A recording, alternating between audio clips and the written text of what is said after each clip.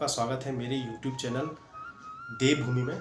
आज आपके लिए भगवान शेम नागराजा की स्टोरी में लेके आया हूँ। जय हो भगवान शेम नागराजा, मेरे मुखारबिंद पे विराजमान रहना, मुझसे जो कोई भी गलती होगी क्षमा करना।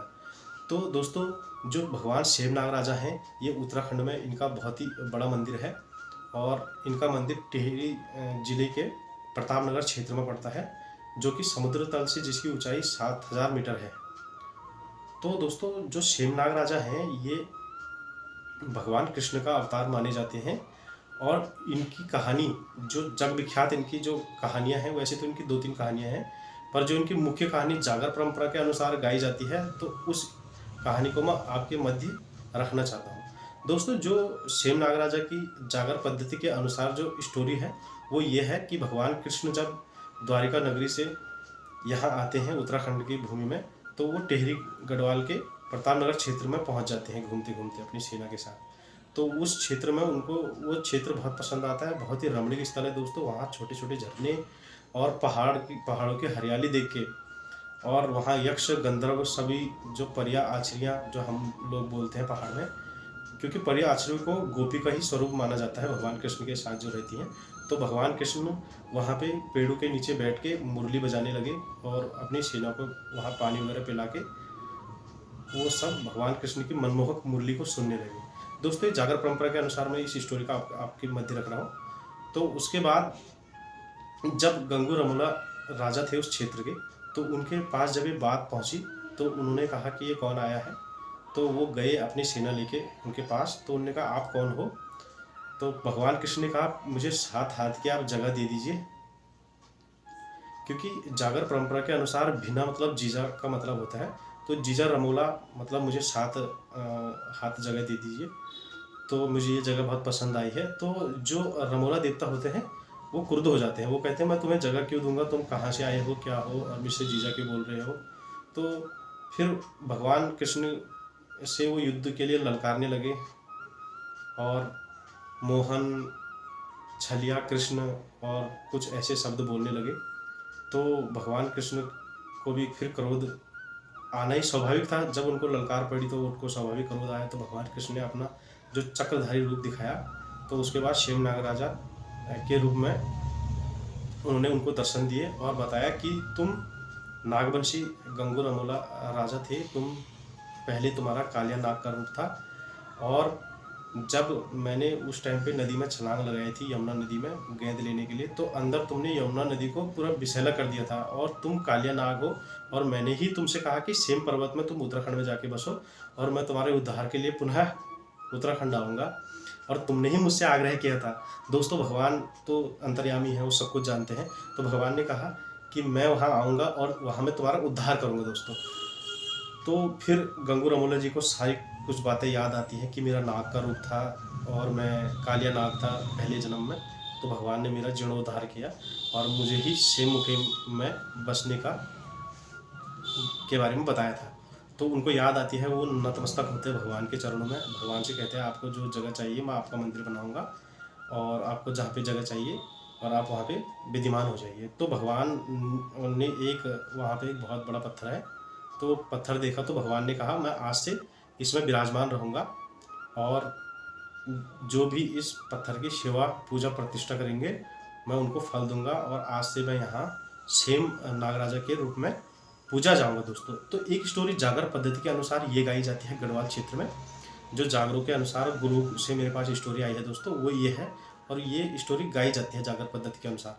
और दूसरी स्टोरी जो गाई जाती है वो कुछ इस प्रकार है कि भगवान शेम नागराजा की जो दूसरी स्टोरी है वो ये है कि भगवान शेम नागराजा एक बार इस क्षेत्र में ब्राह्मण रूप में आए थे, और यहाँ पे गंगू रमोला जी का जो शासन चलता था, ये नागवंशी राजा जो गंगू रमोला जी हैं, इनका जो शासन चलता था बड़ा ही क्रूर शासन था।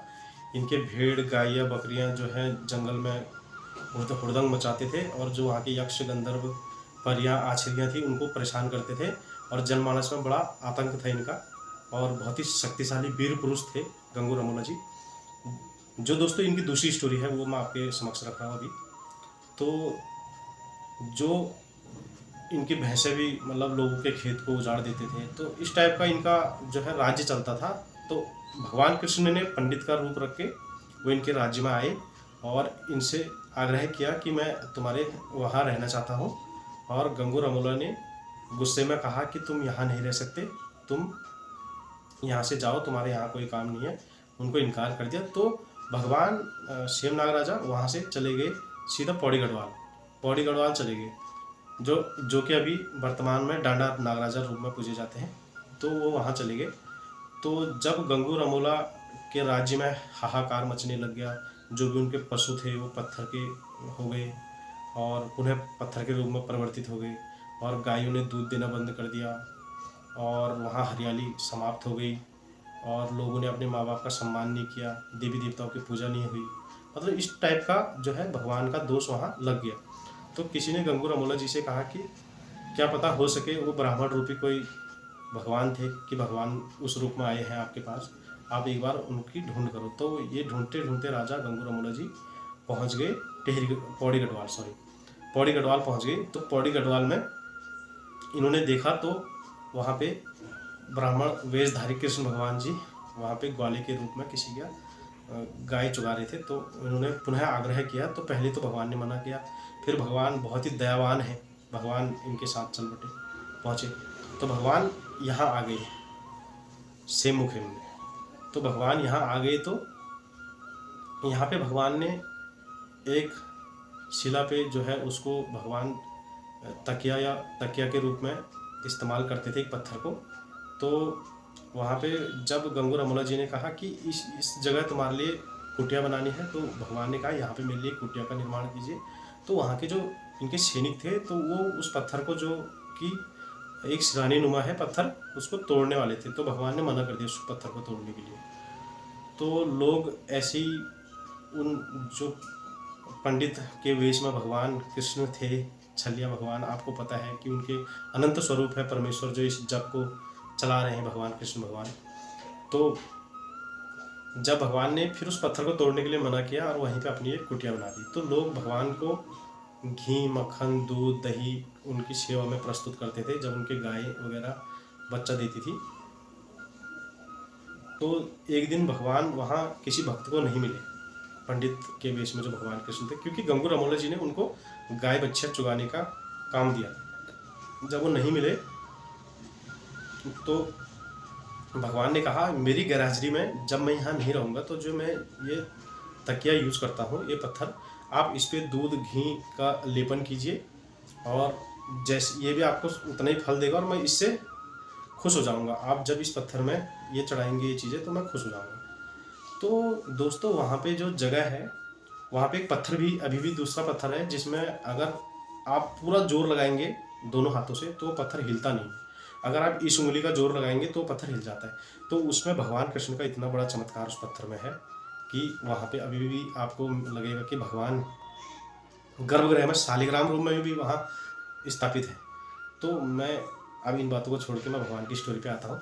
तो दोस्तों उसके बाद ऐसा हुआ कि भगवान धीरे धीरे अपनी माया वहाँ दिखाने लगे, लोगों को बहुत पसंद आते थे, लोग उनके साथ बातें करते थे, उनको खिलाते पिलाते थे, उनके सेवा में रहते थे। तो गंगू रमोला जी को एक दिन समझ में आया कि अगर तुम पे इतनी शक्ति है तो तुम एक राक्षसी इस जंगल में है जो कि मेरे गाय बच्चे को नुकसान पहुंचाती है और मेरे भेड़ बकरी को खा जाती है, तुम एक दिन इसका निवारण करो। तो भगवान ने कहा ठीक है। भगवान ने कहा तुम एक काम करो, मेरे लिए एक झूला लगा दो यहाँ पे। तो उनके लिए भगवान के लिए गंगू रमोला जी ने एक झूला लगा दिया। तो भगवान ने अपनी बांसुरी निकाली, बांसुरी बजाई, बजाते बजाते बजाते बजाते तब तक वो राक्षसी एक सुंदर कन्या का रूप लेके भगवान के सामने आ गई। जो कृष्ण भगवान पंडित के वेश में थे उनके सामने राक्षसी एक सुंदर स्त्री रूप में आ गई। अब उनके बांसुरी में इतना मन मोह लिया था उस राक्षसी का कि वो मंत्र मुग्ध हो गई, भगवान में खो गई। तो उसके बाद भगवान झूला झूलने लगे। तो उसने कहा कि अब तुम मुझे भी झूला झुलाओ। तो भगवान ने कहते हैं कि इतनी जोर से उनको धक्का मारा कि उनके उस राक्षसी के टुकड़े टुकड़े हो गए। अब वैसे जागृत पद्धति के अनुसार उस राक्षसी का नाम लोग हिडिंबनी कहते हैं, पर जो कि जागृत पद्धति में हिडिंबनी नाम का कोई जिक्र नहीं है दोस्तों, क्योंकि इसलिए मैं उस राक्षसी को हिडिंबनी नहीं कह सकता। तो ये चीज़ है। तो भगवान ने उसको धक्का मारा तो गंगू रमोला जी भगवान से अति प्रसन्न हुए, बहुत ही ज़्यादा प्रसन्न हुए। फिर गंगू रमोला जी को लगा कि मैं भगवान के लिए कोई एक भव्य मंदिर का निर्माण करूं, और गंगू रमोला जी उनको अपना इष्ट मानने लगे और उनकी सेवा में प्रतिदिन दूध, दही, मक्खन, घी चढ़ाने लग गए। उसके बाद एक दिन भगवान वहाँ नज़र नहीं आए, तो भगवान गंगू रमोला जी के सपने में आए। उनसे कहा कि जहाँ पे मैं सोता था वहाँ पे तुमको 2 नाग मिलेंगे, और वो शिला, जब मैं यहाँ नहीं रहूँगा तो इस शिला की ही तुम पूजा करना, और इसी शिला में मैं स्थापित रहूँगा। और वर्षों तक गंगू रमोला जी ने बहुत भक्ति की नागराजा की, और जो कि आप लोगों को भी पता है कि गंगू रमोला एक देवता है, और वो देव रूप में गढ़वाल कुमाऊं में पूजे जाते हैं। अधिकतर गढ़वाल क्षेत्र में ही गंगू रमोला पूजे जाते हैं, पर कुमाऊं क्षेत्र में भी गंगू रमोला देवता पूजे जाते हैं। और जब उनकी पुत्र नहीं हुए, पुत्र और पुत्री की प्राप्ति के लिए भगवान गंगू रमोला जी ने भगवान की तपस्या की, तो भगवान ने उनको शिद्वा विधवा नामक 2 पुत्र दिए।